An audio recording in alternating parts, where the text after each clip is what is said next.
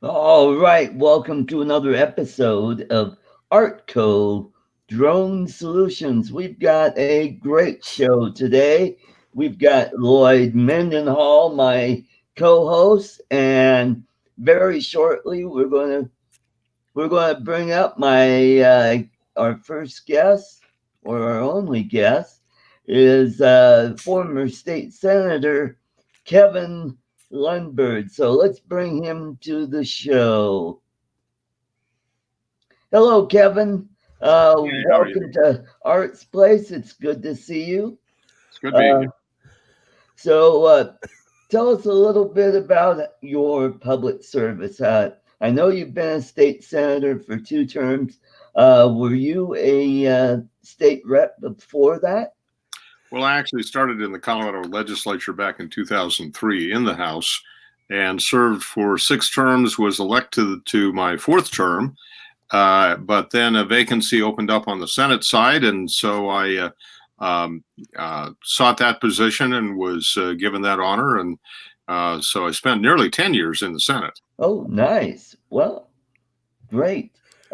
So you are no longer in the assembly, but you are involved with the Recall Polis uh, campaign. Is that correct? Well, I've been a strong supporter of the Okay. recall effort and have been keeping people aware of it. I also serve as the executive director for the Republican Study Committee of Colorado, and that's really the conservative group of legislators within the Colorado Republican Caucus.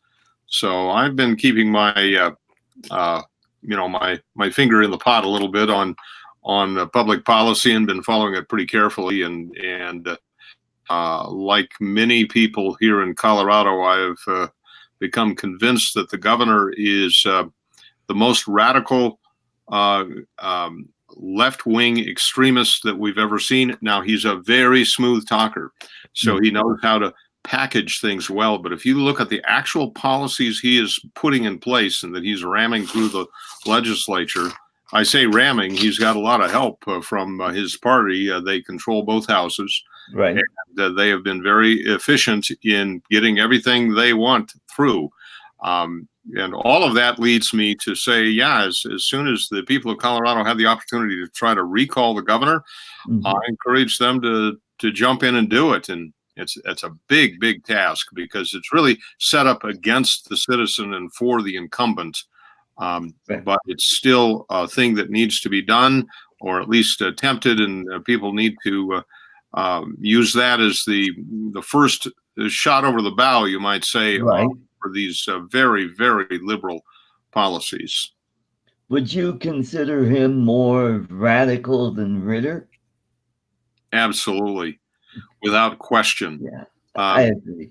I mean, let me give you an example. So Bill Ritter called himself the green governor, and he promoted renewable energy. Well, actually, I'm a fan of renewable energy. I built my own home off the grid about a quarter century ago. And I understand a lot of the advantages and the attraction of renewable energy, but I also understand the realities of it. So Ritter, he encouraged people and he put some policies in place that I deeply disagreed with, but he never went out on a limb in such a way that the state would be destroyed by it, as opposed to Governor Ritter, and really to a large degree, the Hickenlooper administration supported these far out measures. Here's my best example of the day, and that is in this past week, presidential candidate Bernie Sanders introduced his Green New Deal. Following AOC. Well, we can see who's leading and who's following here, can't we? Right. Yeah. But he. In it, he said that it'll cost $16 trillion. Now, understand, $1 trillion is $1 million. $16 trillion, and he wants the nation to be, quote, carbon free by 2050. Well, on Thursday, Governor Polis issued an executive order reorganizing and reconstituting the mission for the Regional Air Quality Council, which really has a great deal of power and authority over our everyday lives. It's one of those systems within state government that they're unelected and inaccessible, but they affect us very closely. Anyway, here's part of the mission that he put for this council, and that is to, quote, follow Governor Polis's, let's see, I'm doing this from memory, follow Governor Polis's roadmap to 100% renewable energy by 2040. Oh. So he goes 10 years sooner than Sanders' ideas, and Sanders' ideas are completely nuts. I don't know how to put it. You know, they're calling for the destruction of the oil and gas and coal industries, really the elimination of all reasonable energy sources for the nation and the people of Colorado, and at the same time, somehow they think we're going to prosper by cutting off our legs.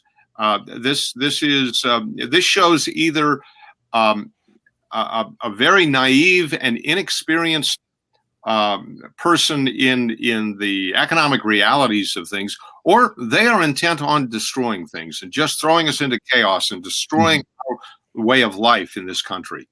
Yeah, it's all part of the Cloward Piven strategy, I think. And the other thing, you got to remember that farming and ranching is very energy intensive because of the equipment that is used in farming and ranching. I mean, what do they think is going to happen? Are they going to have solar powered tractors or electric tractors? Well, yeah, as a matter of fact, just yesterday I was having a conversation with State Senator Jerry Sonnenberg, and of course he's the real ag expert. He runs a wheat farm himself and the ranching operation, the cattle operation, and out in Sterling. Right. And I was talking about this very order that the governor put out, and asked him somewhat jokingly, but not very jokingly, because it's the only option they've got left, and that is, do you have any electric tractors out there? And understand though, an electric tractor or an electric car assumes you have electric power to put into it. Right. And they're destroying the grid at the same time under this absurd notion that the intermittent power available through wind and solar is somehow going to replace the base load of coal and natural gas electric utilities. They just don't get it. And these are scary folks who are not, I'll grant this one thing for Bernie Sanders. He's running for president. He's talking about what he'd like to do. He's giving you his aspirations, if you will. Right. Well, the governor is governing. He is not asking for something. He is requiring, he's demanding it through his executive order. Right. This is just beyond belief. I don't know how else to put it. And also Governor Polis, he likes to be called His Excellency. Is that what I'm hearing? Well, I'm not aware of that. So I don't know. I can't comment on that one. Okay. So, and you're also involved in the Article 5 Article 5. What is that? Convention of States. That's the way to put it. The most aggressive organization out there is called the Convention of States. And they have a specific resolution that they've been promoting across the states. But let me back to Article 5, because that's really where I'm more focused. Convention of States, or let me call them COS, is one organization that has some good ideas that they've been working on. But there are others. There's the Balanced Budget Amendment that's been actually very active for many years. It actually started back in the 70s. With backers like Ronald Reagan, for example. Right. But Article 5 is that part of the United States Constitution that defines how we amend the Constitution. It's a fairly brief article, but very, very important, because it is how well, the founders, when they wrote the Constitution, they knew it wasn't a perfect document. It will need some changes, and as the culture changes and the realities of everyday life change, there might be some needs there. As a matter of fact, if you go to I'll hold one thing in abeyance and talk about it in a moment here. But if you just if you look at Article 5, it's very straightforward. It's what is the mechanism for amending the Constitution, and we've actually used it 27 times because we have 27 amendments. Now there are two paths for amending the Constitution, and so far we've only used the first one, which is Congress, by a 2/3 vote in both houses, recommends an amendment that then is sent to the states for ratification, either by a vote of the legislature or by a convention, and Congress determines what sort of ratification. But it takes 3/4 of the states. And with 50 states, that means 38 states have to say, yes, this is a good idea. We will put this amendment on the Constitution. Now, Congress can recommend, and they have done on many occasions, but they put in an alternative to that, and that is the states, by a 2/3 number. In other words, 2/3 of the states all call for a convention for amending the Constitution. And I want to be clear here that we're not talking about rewriting the Constitution. No more than Congress would do that when they recommend an amendment. But calling for it prescribes that if 2/3 of the states, and that means 34 states, if they recommend a convention be called, then Congress doesn't have an option. Congress is required to call that convention. And then that amendment or amendments can be written, and then doesn't change the Constitution at that point any more than Congress recommending, because it goes right back to the states. Right. 3/4 of them have to, in other words, 38 states have to ratify. So that's what Article 5 is. Now, when we say the Article 5 movement, what we're talking about is those of us who have seen this and realize that the states were given this prerogative to initiate the process, because Congress might not be willing to do some things. They might not be willing to put in place a balanced budget amendment that really has teeth. Right. They kick a few around, but anything they seriously look at really doesn't control things. Or term limits on Congress. Yeah, that's very likely to do that. Yeah. And actually, the Founding Fathers understood this. If you go to Federalist Paper number 85, Alexander Hamilton, who was actually known as a big government guy, so he was more in favor of the federal government than the states, but he said, we put this measure in Article 5 so that the states could, if there was ever a need, could step in and change the rules. And I'll tell you, that's what we need today for term limits. We need that for and did I mention I support term limits? Yeah. I was term limited, but I think overall it's a good idea, and it's a very good idea for Congress. But also we need to control the spending at the federal level, and that's not just to balance the budget. That's to control their desire to control everything. Right. So it's to give the power back to the states. And all of those elements are necessary. And for that reason, yes, I've been a strong supporter of Article 5. I'm helped establish the State Legislators Article 5 Caucus, which is active today. Primarily what we do is we provide letters every month where we keep people posted on everything happening concerning Article 5, and we send it out to every state legislator and anybody else who goes onto our website and says, sign me up. If you give us your email, we'll send you the information every month. And it's all up there on the website too, which is articlevcaucus.com. V for 5. Yeah, we also amended the Constitution to limit the terms of presidents. Why not Congress? Correct. Absolutely. Boyd, I think you had something to kick in there. Yeah, I did. And it's nice meeting you, by the way. I actually grew up in Colorado. I live in Oklahoma now, but grew up in the same neighborhood that Art's in there.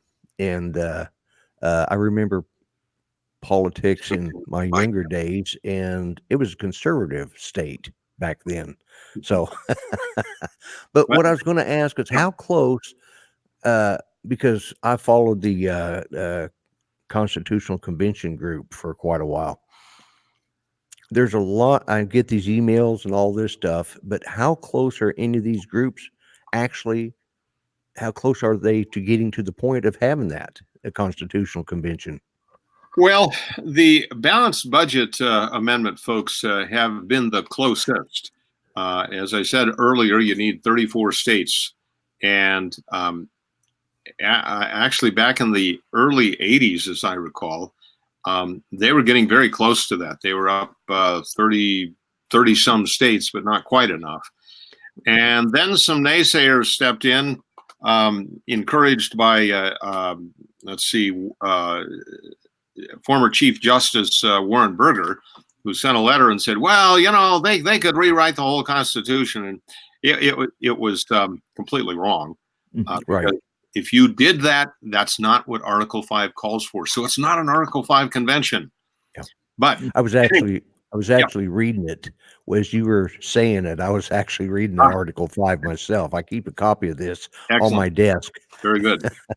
Well, and to answer your question a little more directly, so some folks stepped up and started to encourage states to rescind their calls for a convention, and so it dropped back down to, I don't know, somewhere in the low 20s. Then 5 or 6 years ago, some people started to step up and renew a call for the convention.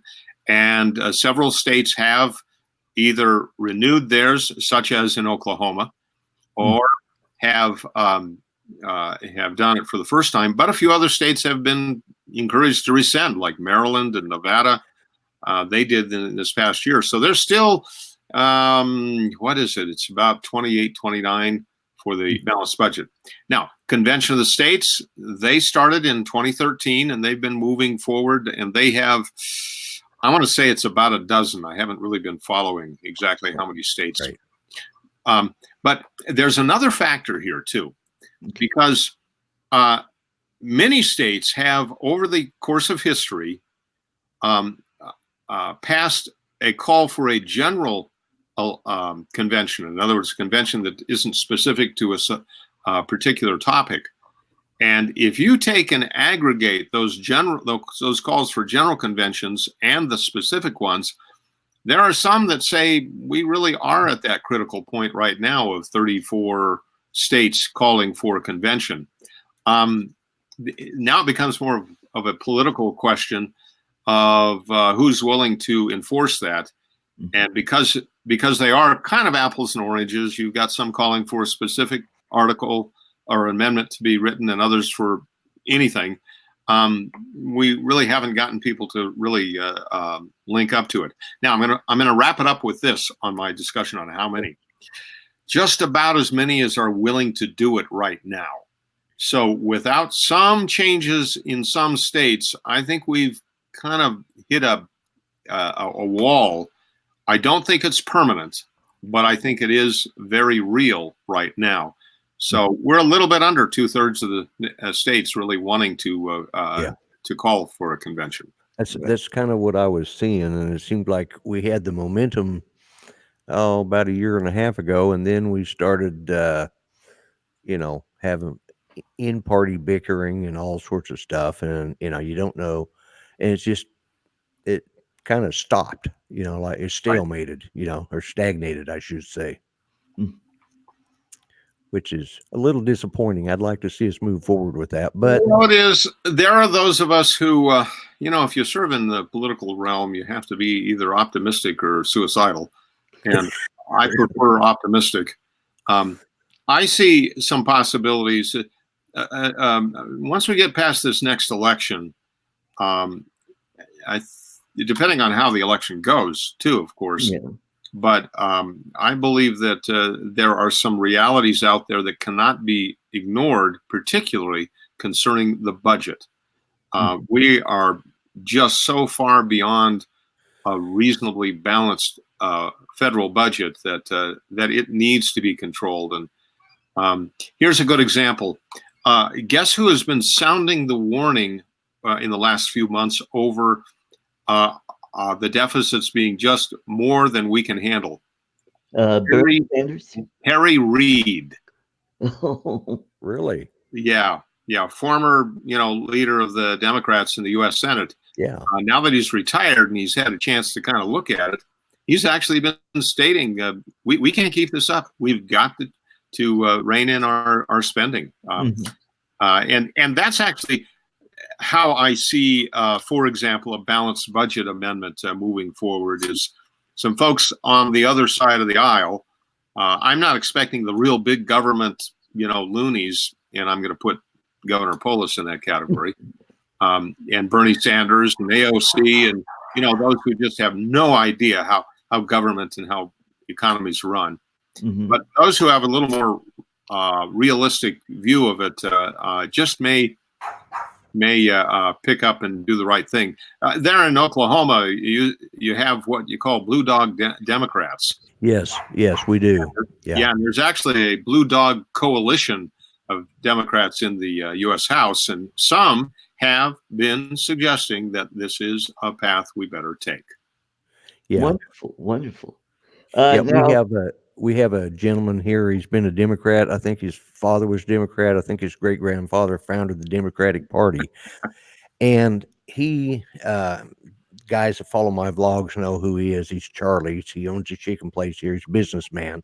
He's a blue dog Democrat. And he is one of those that has said, I am no longer going to participate in the Democrat Party the way it is right now. I'm a Republican. He says, and he's 82 years old, 83 years old, works every day in a fast food restaurant that he owns. And he's healthier than I am, but he is sharp as a tack, and he says, I will no longer participate in this. This is not my Democratic Party anymore.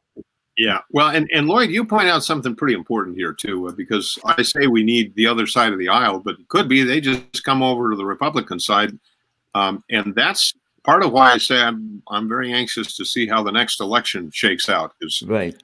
The Democrats who are really in charge are so extreme that I think your average citizen who maybe was raised Democrat or, is a strong union guy or something like that, right, they look at the rest of the policies and I'm sure they're shaking their head in disbelief. And it'll be interesting to see who gets voted in and who doesn't.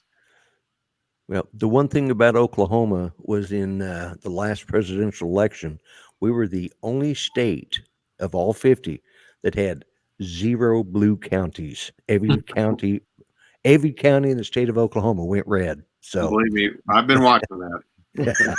It's one thing I can say I'm proud of about Oklahoma. Yep. Now, let me jump in for a second here. There are some folks here in Colorado that I'm worried about, that won't accept Democrats coming over to the Republican side. They're all saying, no, we want strong conservatives. And I keep telling them, we got to be a big tent party. And because all the power is in having majorities in the assembly. And when you have the majority, then you can control all the committees. Well, true, as far as the control within the legislature. But let me give a bit of a caution there. Okay. And that is, you have to identify what are the non-negotiables.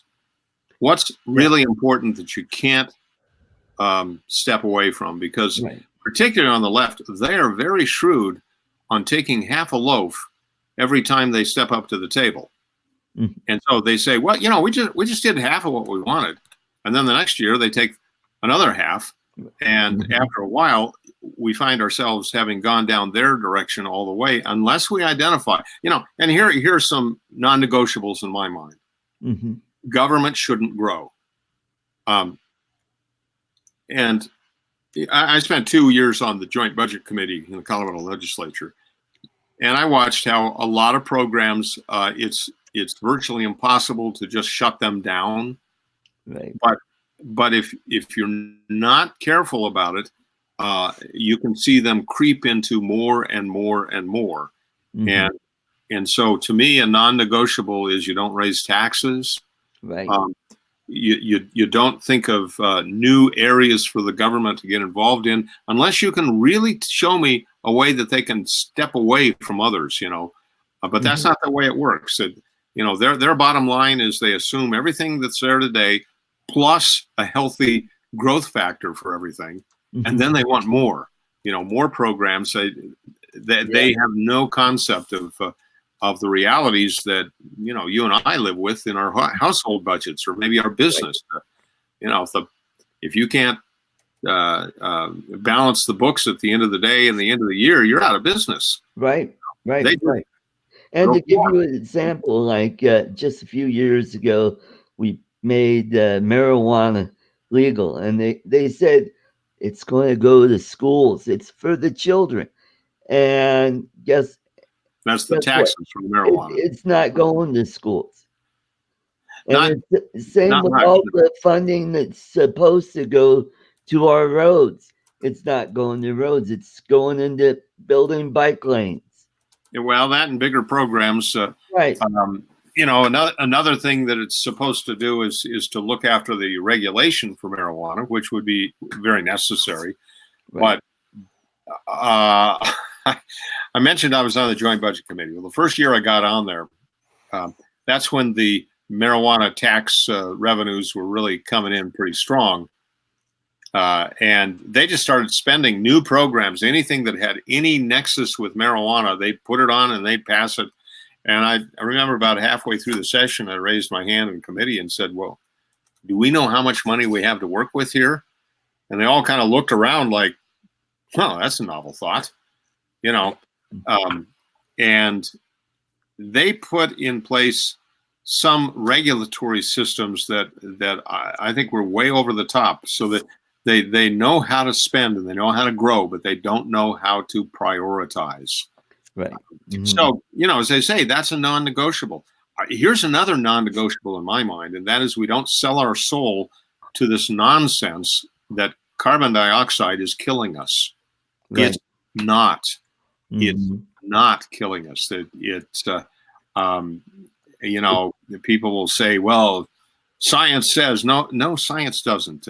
Scientists who have a political agenda have been pretty good at selling their programs. Right. And I'm not denying that global warming occurs, because the planet's been warming since 1850 on a consistent basis. Right. And by the way, prior to that, in previous centuries, it was cooling. Mm-hmm. It goes through these cycles, and we are in a slow warming trend, but there's been no discernible, step up.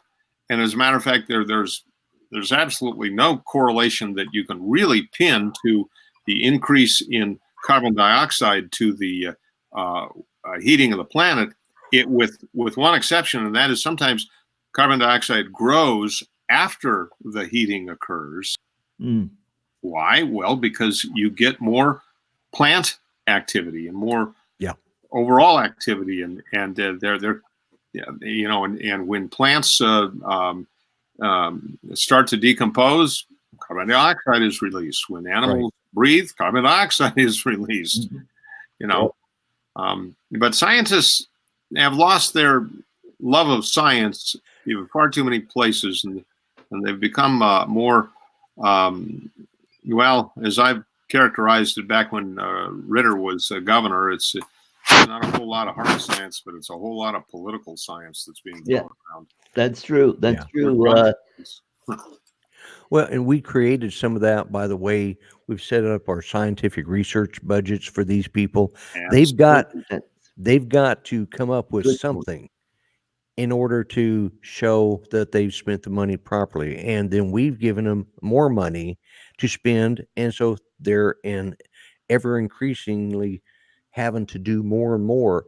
And the party that gives them the most, of course, is going to be the liberals. They love to, especially if you'll help us out, we'll make sure you get more research money. Right. And that's exactly, we created these non-science scientists, Yeah, they're very much tied to the grant dollars. And Yeah. The grant dollars are very much tied to the agenda of the grantors, which likes of Al Gore made sure that that the right people were getting the cash. Yep. And guess what? Just the whole focus goes down there, and now most of them just assume certain things like, well, because of global warming, apparently this storm cycle was responsible for that, or the growth of a particular snail, or you name the issue that they're looking at. They start from this assumption that this is what's occurring, and then they build from there. And you do that for a few decades, and it's really hard to get anybody out of that cycle. Right. Well, it comes down to that old saying: you tell a lie long enough, and it eventually become true. Yeah. And that's what's happened with science, I think. Now, Kevin, tell us your time in the assembly. Have you ever seen as much rancor and venom in the state assembly as you do right now? Art, that's an excellent question, because not only is the policies important, the procedures, the polity rather than politics, is important to the legislative process, because this is the appropriate place in the legislature for all of the disparate ideas within our state to come together and sometimes to do some real battle. It's better that you battle with words and with ideas than as we've seen some cultures and countries battle today or in history. But you're right. This year, things have just deteriorated to a very low level, and it comes out in a lot of ways. So, just going down to the Capitol and looking at literally how legislators dress. There used to be a real formal attitude towards that process, and now there's still some rules in place. Men are supposed to wear a tie and a jacket, and it used to be women were supposed to be rather formally attired as well. Right.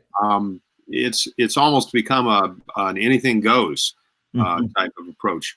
And then when it comes to the decorum within the bodies, and it's more so in the House, it always has been. It's a bigger group, and so you become a little more, a lot more things happen with more people, basically.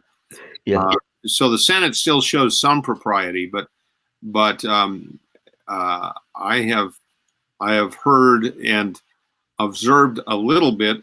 I kind of stayed away from a lot of observation for my first year away from, so I didn't spend a lot of days just watching the process. But in talking to my former colleagues, they've really been discouraged and disgusted with some of the things. I've had to counsel some of them and say, don't take it.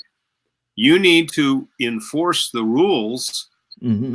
Even if you're not in charge, you do have a say and some authority to step up and say, we have to treat people with more respect.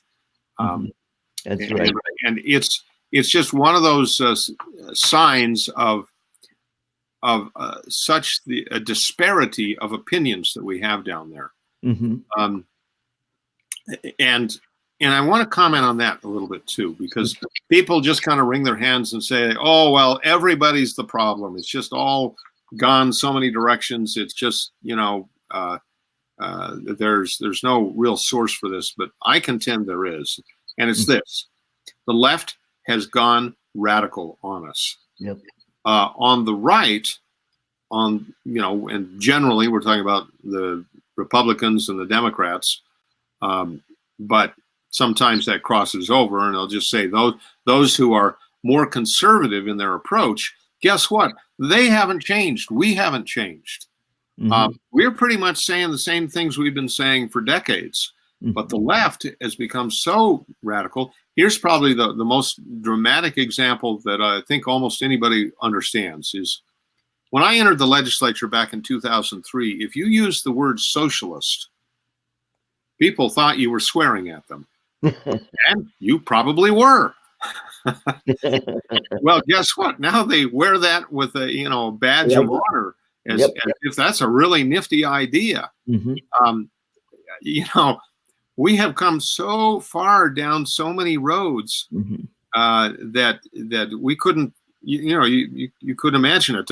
Here's another example. Just this morning, I was at church, and I was discussing some things with a gentleman, and he was giving me some. He said he'd run across somebody who had said some years ago that you're liable to see people defining how they are to be addressed, over the gender issue, as if there'd be a question mark, and everybody having kind of a different idea. And he said he thought that was so far-fetched that would never occur. And he said, but now I've been watching, and in some circles, that's exactly what they do. So there's another huge change. It hasn't changed on the conservative side. It's changed on the radical left side, where even the concept first it was it was the definition of marriage, right? That became a big change in a lot of people's minds, and now we're trying to figure out what is a man and what is a woman. And for a lot of people, they have no idea. Now, maybe we need to send them back to Biology 101 so they can start sorting this out. But it's gotten to such a point that if somebody says, well, I feel like I'm different this year or this day or whatever, you're supposed to just accept that as being normal and then let them go do whatever they want. And, let's say, for example, in any bathroom they choose or any sports event. Before the Supreme Court in this next session, I'm told that there's a case that will examine the question of what does Title IX, and Title IX is federal funding for athletic programs at the university level. And there, Title IX has always said that women's athletics deserve an equal shot to men's athletics, so that everybody has an equal field, dare I say it, playing field for athletic competition and experience. Well, now some men are coming in and saying, well, I think I'm a woman now, so I want to enter the women's weightlifting competition or or whatever. And so the Supreme Court has actually accepted the case, I'm told, to examine this concept of can your sex actually be so fluid that you can flip this around. I'm sorry, that's unreality. That's a fantasy. That's a very bad concept that has so many destructive elements to it. And yet the left has embraced it wholeheartedly. Here in Colorado, a couple of bills were passed. One was to allow anybody to choose any gender, including a couple of extra choices beyond male and female, for their birth certificate. Let me repeat that. For their birth certificate. And it says in that law that bill that was now law, yes, thank you, Governor Polis, for signing it, that the new birth certificate isn't to say amended so that, like maybe a doctor could figure out this really isn't a biological male we're working with. No, the birth certificate is to look like an original birth certificate so that your change becomes your history since you were born. Well, I'm sorry, but it's not true. But they passed a law to make it so. Or I yeah, I go have ahead. this thing I do on my vlog because I'm a vlogger and I'm conservative and I'm old. And one of my favorite things to do is talk about these people that can't identify their gender because or their gender identity is. I said, it is simple. Look down, folks. It's all there. That's how you start. Mhm. It's rude, crude, and maybe socially unacceptable, but that's the problem. We don't have a sense of humor anymore as a nation. And second off, become so politically correct that any ambiguity of what you want to be uh, is acceptable. And as one of the gentlemen in the chat says, we have just accepted it. We've accepted we can't fight it. And when somebody starts really fighting it, I think is when things will start changing. It has to start from the right. Well, Mhm. yeah, and again, I'm going to go back to what got us going this direction in the first place, and that is the divisiveness that we see is because the left has become so radical and so irrational in some Right. ways that, and for me to say that now, I'm the problem apparently because Yeah. I've identified the problem and Yeah. I've actually stated it as truth. Yes. But take that down on virtually any policy you want to talk about Mhm. in government, and there has developed this extreme radical side to it that is tearing us apart. So Mhm. if anything, it's the left is tearing us apart because of their uh, their absurdities. I'm Mhm. not, I don't know how to describe it more effectively. Right. No, that's it. Absurdities. It's the most. I served in the military during the Cold War, uh, uh, at the end of Vietnam, post Vietnam, and to think that we would have socialists serving in our U.S. Congress is or Senate. To me, that was the most unheard of thing in my life. And to think that we would be having discussions on what some gender is, and if we have this discussion, we say that's not right. We're considered the bad guys now. Mhm. Right. We're the haters Yeah. because we're pointing a finger at it, saying, "Hey, what? Yeah. That's nuts." Now let me give you a silver lining to all this. I don't believe the average citizen buys it. However, and I am involved in a whole lot of political arenas where I get to look at some of the real facts of what is happening out there. Right. Um, for example, a group I work with ran a national poll on the concept of gender, and we discovered a couple of things. One, we discovered that most people are willing to try to accept it, live and let live. But Right. then you dig a little deeper and you ask them how come, they really don't know. I'm certain that if we went just one step deeper and said, but does it really make sense? Mhm. That they would um, admit that it's nonsense to them as well. And so here's my silver lining. It's like here in Colorado. Why do I think there's prospects of things being better? Because I believe the average citizen in Colorado knows better, but is not wanting to speak out and hasn't been empowered with the information they need to really put their principles to work when they walk into the voting booth. I think that it's really the radical left that is still a very small minority of the population.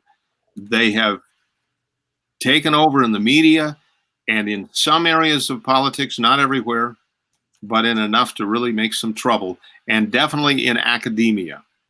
Yeah. Our colleges and universities, they've been overwhelmed for the most part. There are a few shining examples of the opposite, but it's not in our state schools. It's in some private schools.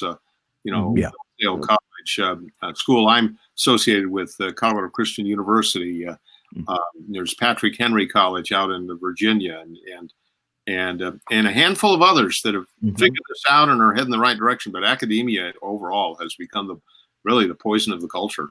Right. And I've been talking about it for years and years, and I think that's the starting point that got us down this whole thing. I remember when I was a little kid, they were talking about the free speech movement.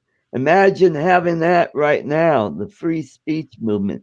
I mean, most colleges don't want that. They want speech zones.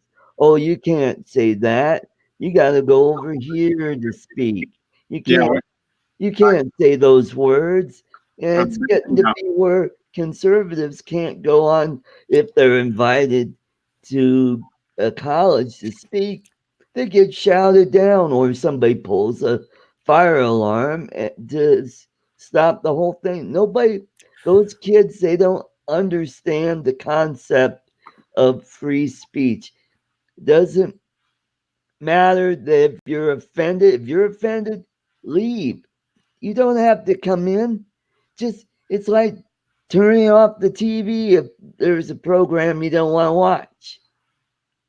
Yeah, I've watched this quite a bit as a legislator. I got engaged in the issue on several occasions, and actually, I think we've made some progress in Colorado in fighting back some of that. For example, we passed a bill, I think it was last year, it could have been the year before, but I think it was last year, that banned the use of what they call free speech zones, which really is banning free speech everywhere else. And even where they had the free speech zones, let me explain it to you. This is what the University of Colorado used to do.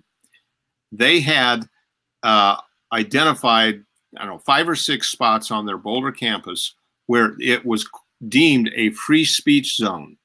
But I'm using quotes on this because it really wasn't free speech there either. No, if you wanted to hand something out to a student, you had to get pre-approval from the institution. And I ran across this when the Gideons, they hand out Bibles. Right. Well, they were shut down when they showed up on campus and said, "I'm sorry, that's not approved material. You can't hand that out." and then, anyway, let me continue on with the free speech zones. Right. The only way you can be on a free speech zone, speaking your mind, is if you are working with an authorized student organization that has permission to use that space for that specific time period. And actually over that one, I drug in a whole bunch of the administrators from CU into my office and said, "Now explain this to me." And they started to back away, and they got rid of that, or at least they modified the policy of they have to approve everything you hand out. I mean, you could walk down and pull out a constitution and hand it to somebody, and that was in violation because it hadn't been approved. Yeah. Well, as I said, I grew up in Colorado, and I remember in the 70s, the early 70s, just before I went in the military, I was actually working in Boulder. And those Hare Krishnas didn't have a bit of problem walking on every street corner of Boulder, handing out their little pamphlets and stuff in the airports, and if, man, you talk about far left wackos, those Hare Krishnas had to be at the top of the list. Now I'm afraid their children are probably the ones that are now current breed of congressmen and senators in the U.S. I'm afraid that might be the case. Gentlemen, can I excuse myself for about 2 minutes? I need to I need to change the water. Okay. All right. Sure. So please carry on without me for a moment or two. All right, we'll do that. Yeah. Okay. And what I'll do here is just bring it up to a 2-pane. And how do I'm trying down at the bottom, there's nope. Yeah. If you should be able to move him into, well, that's 1 pane. Okay. Then you should be able to move him into the click on his, and it says you don't remove him from the stream.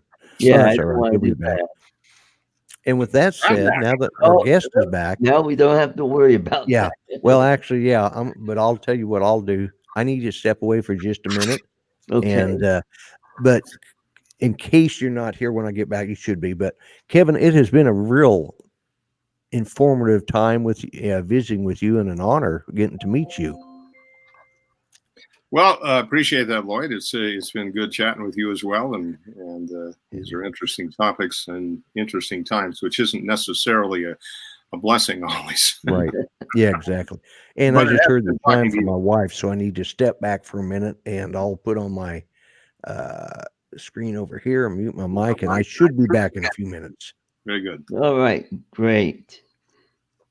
Well, Kevin, we were talking about this vitriol that's been going on in the state assembly. I remember when I ran for state house, the big thing was people stealing yard signs, and now it's gone well beyond that. Now people are picketing outside candidates' homes or sitting members of the assembly. They're outside their homes yelling and screaming. I'm like going, and this is part of the reason why we can't get good candidates, because people just don't want to put up with this kind of garbage. What are your thoughts about that? You agree with that? Well, you know, it's different in every district. For one thing, Yeah. I think there definitely is more more vitriol flying around today than we've seen in past years and past election cycles. And yet, you know, I can cite some kind of ugly examples that I've seen in the past as well. I think good candidates are well, okay, let me say this. If you're talking about the state legislature, we're a part-time legislature, which is a good idea for the legislature, but it is tough for the individual because they have to have two careers really to usually keep things together or be independently wealthy. And if you're just picking among the independently wealthy, yeah, that's not a good idea either, because bought every seat he's on. Yeah, you need the average everyday citizen in the legislature to really come up with good laws and rules. I mean, it's always been tough finding good people to do the work. Right.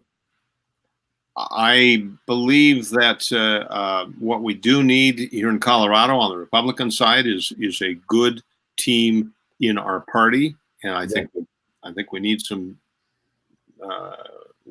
work there. Yeah, we do. With how things have been managed over the last few decades, and I can't speak to before that because my experience at that level of the political arena has just been in the last 25 years or so. Prior to that, I was just John Q. citizen attending my caucuses and maybe at a county assembly, but that was about it. Right. But as I say, well, and okay, let me give you a little more balance to that, if you will, because I recognize that almost everything in politics is a volunteer position, and that's tough. It's difficult to maintain much continuity when people have lives that they have to live, and particularly on the Republican side, where we have jobs that we have to go to too. Right. Now, might not always be the case. You know, like, give you an example. Last week, I was at the annual meeting for the American Legislative Exchange Council, which is the group of conservative legislators from around the country, a couple thousand members in that organization. And outside, and this is what's happened at almost every one of their meetings, were a couple hundred protesters. And if it's like, I didn't really interface with them much, but when we had the ALEC meeting in Denver, I knew some of the people. I mean, you know, some of the people knew me who were protesting, come to find out, they were being paid to do that. Mm-hmm. Yeah. Somebody was actually funding that. Mm-hmm.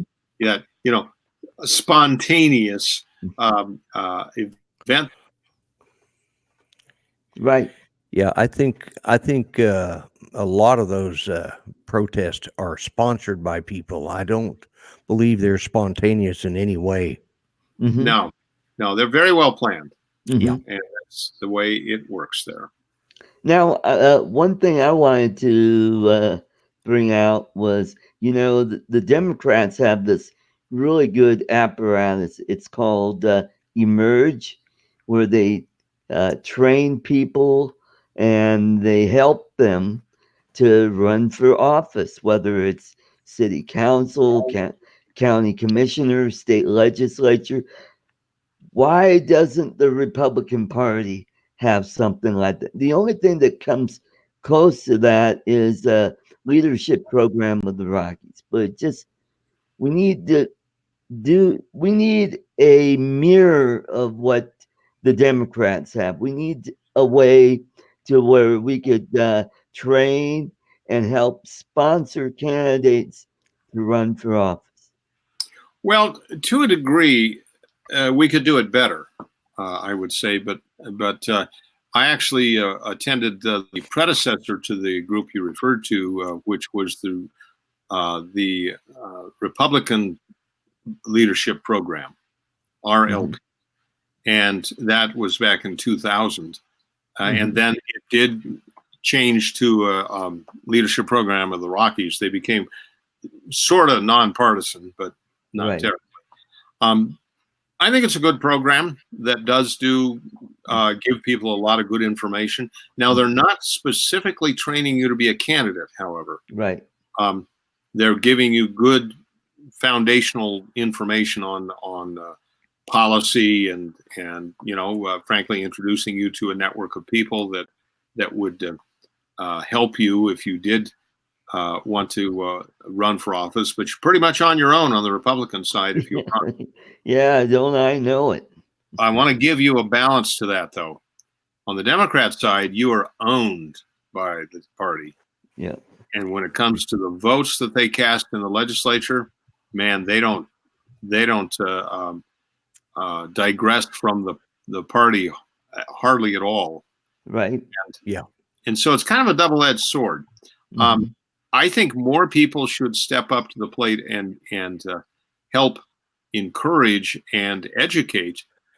My background is in the homeschool world, and I've been pretty aggressive in encouraging people to get involved from that arena. For example, when I was in the legislature, I would have interns come to my office and work for me, and most of them were homeschool kids, and a lot of them have gone on to be pretty active in the political arena. And that was just me doing my little part in, as a legislator. Right. Let me stick with the homeschooling side of things, because we've had a homeschool day at the Capitol once a year for the last 25 years. Oh, wow. We'll have about 1,000 people show up, usually, sometimes much more. And we use that time to try to encourage people to be involved. And we have what we call a junior statesman program where we encourage people. And so here's another one I'm going to throw at you, and that is there are some youth training systems out there. There's one called Teen Pack.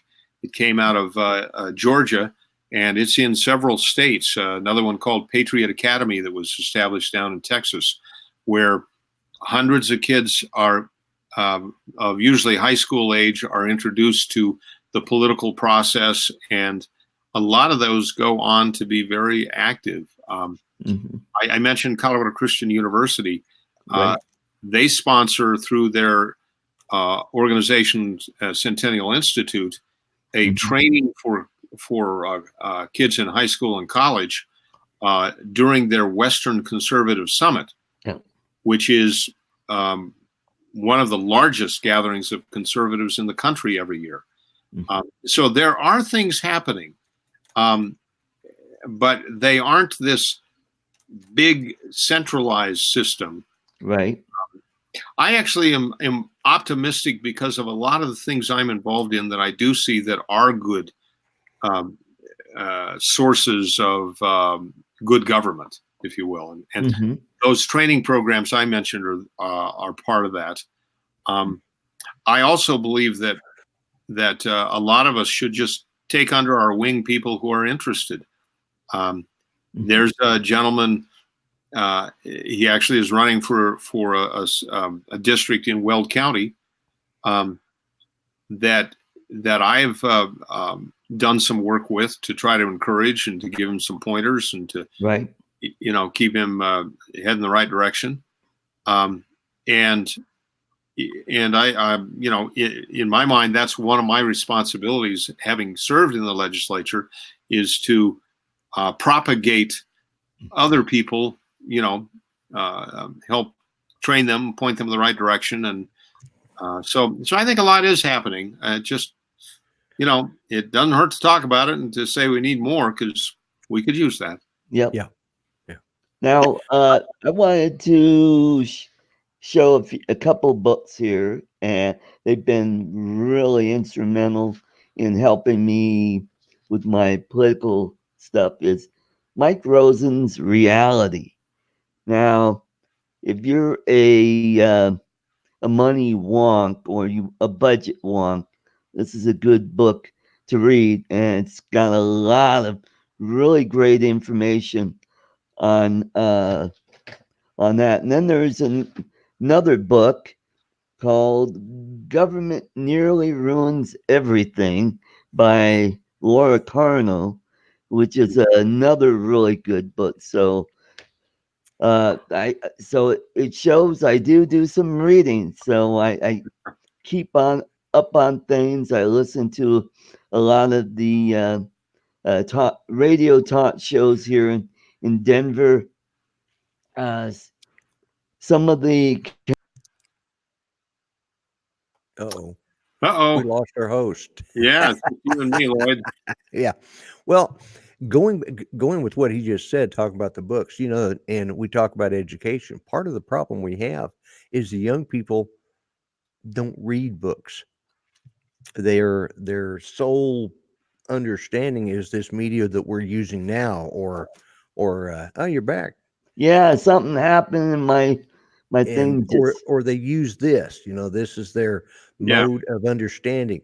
And I freely admit that I do read using this, but I read, and mm, uh we need, you said part of the problem we're having is with our education, and I blame it on Timothy Leary and my whole generation, all the hippies, and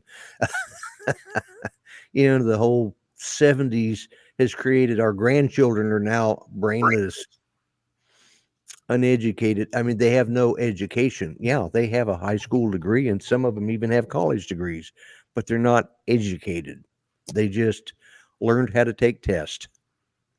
Literacy takes on a lot of different forms. Yeah. And we do have a dearth of literacy in a lot of ways.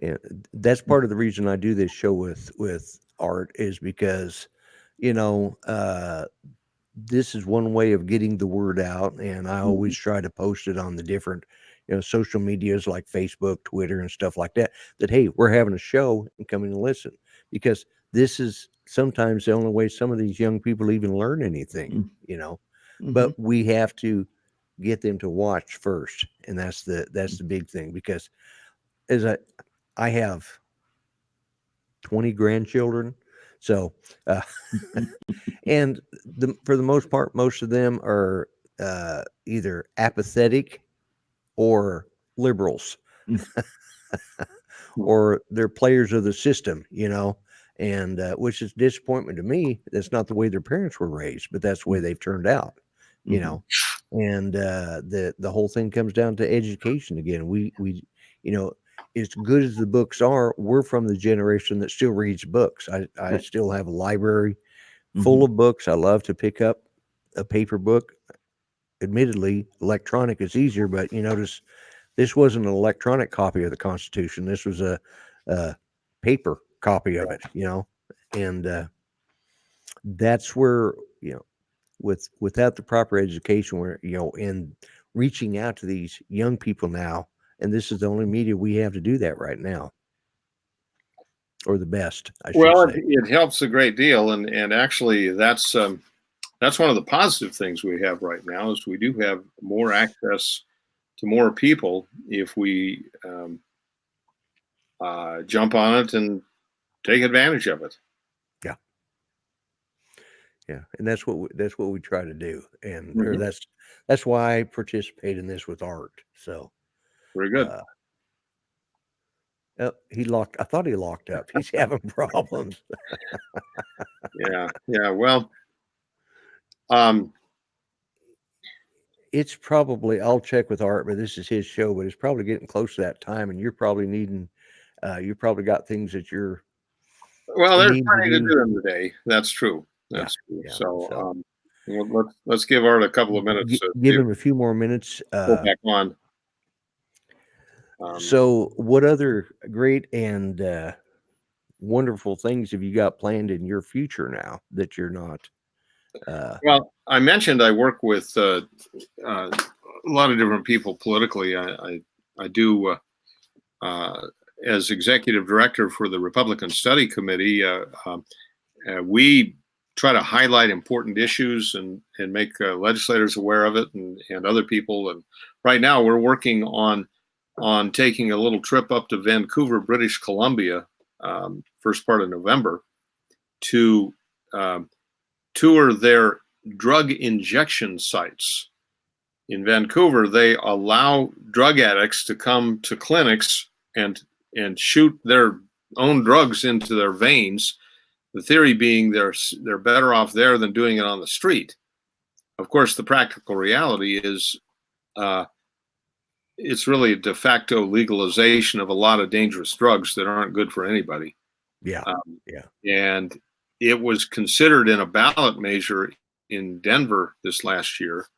And the way Colorado has been going so radically nuts in other ways, we figure it'll probably come back. And so we're trying to arm the legislators that'll go up there with some firsthand knowledge. Right. We've done that going down to the southern border a few times and have learned what the realities are on the immigration issue and border crossings and, how states interact with the federal government on that. And yeah. So doing that, I also work with some legal defense groups that bring issues before the Supreme Court. And we just try to support them. I mentioned that poll on gender, which was really in preparation for that case that I mentioned. Right. Then there's another case that the court is going to be considering that's concerning what's called a Blaine Amendment. About 37 states have what they call Blaine Amendments, which are essentially a prohibition on any religious institution receiving any funding for programs. And actually, the Supreme Court ruled against the concept a couple of years ago in a case called Trinity Lutheran, where a church in Missouri was trying to get funding for a daycare playground, to just buy playground stuff. Yeah. And the state said, no, our Constitution says we can't do that. Well, they took it up to the Supreme Court, and the Supreme Court said, that's ridiculous. You need to do this. And so, but the Montana Supreme Court ruled against a program up there, and so that's coming before the court. So I'm working on getting legislators to help sign on to a friend of the court brief for that. So those are some of the things I do. Yeah, good. Yeah, great. Well, I'm back. Something happened in my vMix. It for some unexpected reason, it just decided to shut down, and I'm back. Into a green screen. Yeah, I've got a green screen. That's why you saw downtown Denver before. Yeah.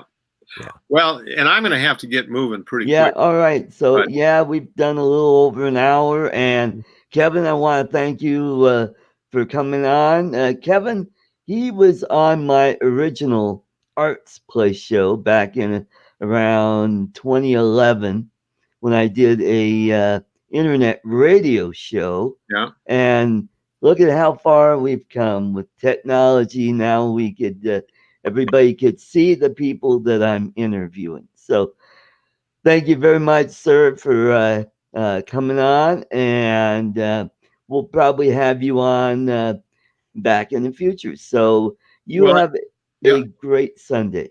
Well, I appreciate that. And actually, let me add one little point, and that is I do publish a newsletter once a week via email. If anybody wants to have one sent their way, just go to my website, kevinlundberg.com, and we'll put you on the list. I will certainly do that myself. And it was a real pleasure meeting you and getting to talk with you. I've really enjoyed listening to you. Art has the connections, and I just get to sit back and enjoy. He seems to know all the people that are a Art's great been guest. around for a while doing stuff like this. So anyway, thank you, Lloyd, and thank you, Art. I appreciate the time to be with you. All right. All right. You Thank have you. a great Thank day. you. Bye-bye. All right. How about that? That was pretty good. Let's was see real if I good. could go back. There we go. That's a little better. I don't know what happened to my vMix. It's been acting up all day today. So it just decided it had enough. So Well, we gave you a couple of minutes because if you hadn't come back, I was going to end the show because we were getting close. Because I knew it was coming up on that hour. You know, we'd right. gone a little over an hour, and I knew that he Mhm. probably had stuff to do. And he was a very enjoyable gentleman to listen to. Mm. Art, don't forget to put when you get through and you get everything set up to put his website in the description Oh, of this. okay. Always remember to do that when you have guests Yeah, I'll do that. I'll put that in the because you have some description. good guests and you want to have links to their website. So, Right. like in this case, I can go to his website and sign up for his newsletter because Right. that's something I want Mhm. to do. Yeah, so it's been a really good show.